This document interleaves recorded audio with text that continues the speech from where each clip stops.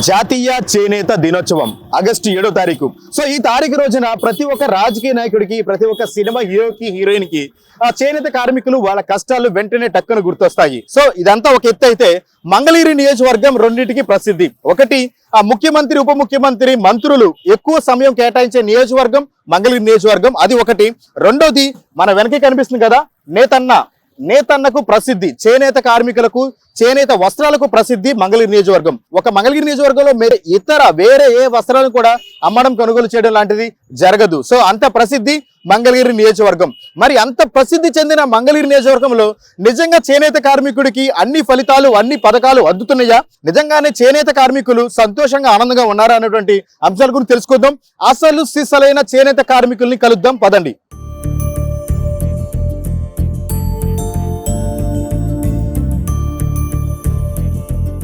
మంగళగిరి నియోజకవర్గం చేనేత వస్త్రాలకు ఎంతో ప్రసిద్ధి. అసలు చేనేత కార్మికులు అనగానే మగ్గాల మీద ఎలా చేస్తారు అనేటువంటి అంశాల మీదే ప్రతి ఒక్కరూ ఫోకస్ పెడతారు. కానీ అన్నిటికంటే చేనేత కార్మికులు మగ్గం మీదకి వెళ్ళడానికంటే ముందు ఇక్కడ మనకు డైయింగ్ అనే ప్రాసెస్ నడుస్తుంది. అంటే చేనేత కార్మికులు మగ్గం మీద చేయడానికంటే ముందు వాళ్ళకి మెటీరియల్ అందించాలి. ఆ మెటీరియల్ తయారు చేయడాన్ని డైయింగ్ అంటారు. దానిని రంగుల కార్ఖానా తెలుగులో. అసలు ఉన్నికి రంగులను ఎలా ఎక్కిస్తారు?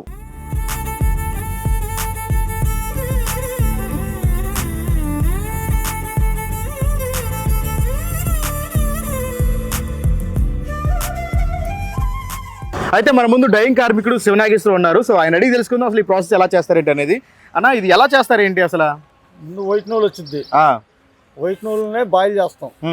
బాయిల్ చేసిన తర్వాత దాన్ని మళ్ళీ ఫుల్ వాష్ చేస్తాం. వాష్ చేసిన తర్వాత కలర్స్ వేస్తాం. ఓకే, అంటే ఈ కలర్స్ ఇవన్నీ ఎట్లా వేస్తారు? మెజర్మెంట్ మీకు ఎలా తెలుస్తుంది? హాట్ వాటర్లో వేస్తాం. హాట్ వాటర్లో వేస్తారు. ఓకే, అప్పుడు ఉనికి ఆ రంగు అద్దుకుంటుంది. అప్పుడు తర్వాత ఈ మెటీరియల్ తీసుకెళ్ళి ఎవరికి ఇస్తారు? ఏ వాంటర్కి అయితే ఆ వాంటర్కి ఇస్తారు.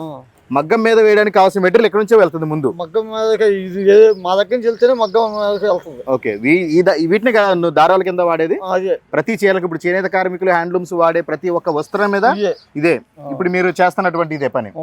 ఓకేనండి. అంటే ఇప్పుడు ఇది చేసే క్రమంలో దీంట్లో ఆటుపోట్లు ఏంటి మీకు? ఆటుపోట్లు ఉంది మాకు చేయలేవు. అంతా పెద్దాడ కెమికల్ కలుపుతారు, చేతులు బొక్కలు పడతాయి, అనారోగ్యం. ఇప్పుడు వేసవకాలం అయితే ఓకే, వర్షాకాలం వచ్చేసరికి మరి ఇట్లా ఎట్లా ఆరేస్తారు? ఆరేసాము, ఆరలేదని రావులు పెడతాము. దాన్ని 2-3 రోజులు పెట్టవచ్చు, 4 రోజులు పెట్టచ్చు, వాతావరణం బట్టి. మాకు ఎండాకాలం ఉంటే ఎప్పటికప్పుడు అయిపోయింది. లేకపోతే వాళ్ళ వర్క్ చేసిన రోజే డబ్బులు ఇస్తారు. ఆ తర్వాత ఇది ఆరేదాకా డబ్బులు ఇస్తూ పని లేదు. ఆరేదాకా ఉండాలి. ఈ మెటీరియల్ మళ్ళీ తిరిగి వాళ్ళకి అప్ చెప్పే వరకు మీదే బాధ్యత. అప్పటి వరకు ఒకవేళ ఈ ఆరబెట్టే క్రమంలో రంగులు అటు ఇటు అయినా, ఒక కలర్ లేకినా అసలు అలా జరిగే కెమికల్ కలుపుతాం కాబట్టి మాకు కలర్స్ పోవు. పొరపాటు కూడా జరిగే అవకాశం లేదు. అంటే సుమారు ఇది ఎంత సమయం పట్టింది మీకు? కలర్ 7ంటికి వస్తాం, వర్క్ 8ంటికి అయిపోతుంది. అన్నింటికి ఒకసారి 6 అయితే, ఒకసారి 7 అయితే, ఒకసారి 8 అయితే, ఎంతైనా సరే అట్లా చేసుకోవాలి. అవదేసేసి వెళ్తాం. ఇప్పుడు మరి వర్షాకాలం వచ్చినప్పుడు పని లేనప్పుడు ఏంటి పరిస్థితి మీది? నేను చేసేది ఏం లేదు, ఖాళీ కూర్చోవటం. ఖాళీ కూర్చోవడం అలవాటు అయిపోయింది కాబట్టి చేస్తున్నాం. అలవాటు అయిపోయింది కాబట్టి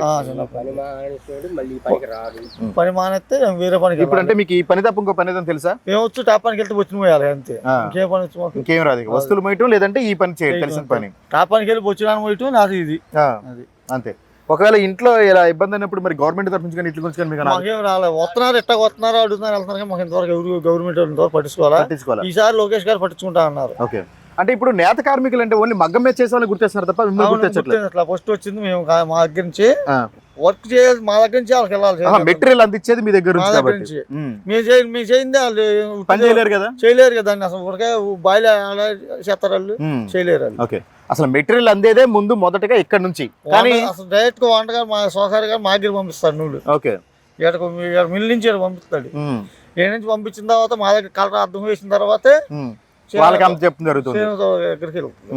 అయితే ఇప్పుడు ప్రస్తుతానికి అయితే అంటే రాజకీయ నాయకులు వీళ్ళందరూ చేనేత కార్మిక దినోత్సవం అని ఒకటి ఉంది, తెలుసా నీకు? అసలు ఇప్పుడు వరకు లేదు. మా అన్నయ్య లోకేష్ గారు బాగా వచ్చాడు, చేస్తా ఉన్నాం. ఎన్ని సంవత్సరాలు నీకు ఈ ఫీల్డ్ లోకి వచ్చి? మేము దగ్గర 30 సంవత్సరాలు. ఏ ఊరు మీది? ఈ ఊరు సొంతూరు ఇక్కడేనా? సుమారు ఎంత మంది ఉండరు ఇక్కడ కార్మికులు? ఇప్పుడు అంతకుముందు నేను వచ్చిన చిన్న పిల్లలు వచ్చినప్పుడు 450 మంది ఉన్నారు. ఇప్పుడు 60 మంది. ఓకే, 450 నుంచి గణనీయంగా 60 మంది పడిపోయింది. ఎందుకని కారణం? లేదు, వెళ్ళిపోయి వయసు అయిపోయిన వాళ్ళు ఉన్నారు, చనిపోయిన వాళ్ళు ఉన్నారు, ఇక మానేసిన వాళ్ళు ఉన్నారు చేయలేక. సో ఇప్పుడు మీ పిల్లల్ని మరి దీంట్లోకి తిరిగి తీసుకురాలేము. మేము చూసి మేము మట్ట బాధ పక్కన ఎట్ట పడిస్తాం. మళ్ళీ మీ పిల్లల్ని కూడా ఇబ్బందులు రానివ్వరు. వేరే పనికి వేరే పనికి వేరే పని లేదు, చదువుకోవటం అంతే తప్ప దీంట్లోకి చెప్పలేదు. ఓకేనండి.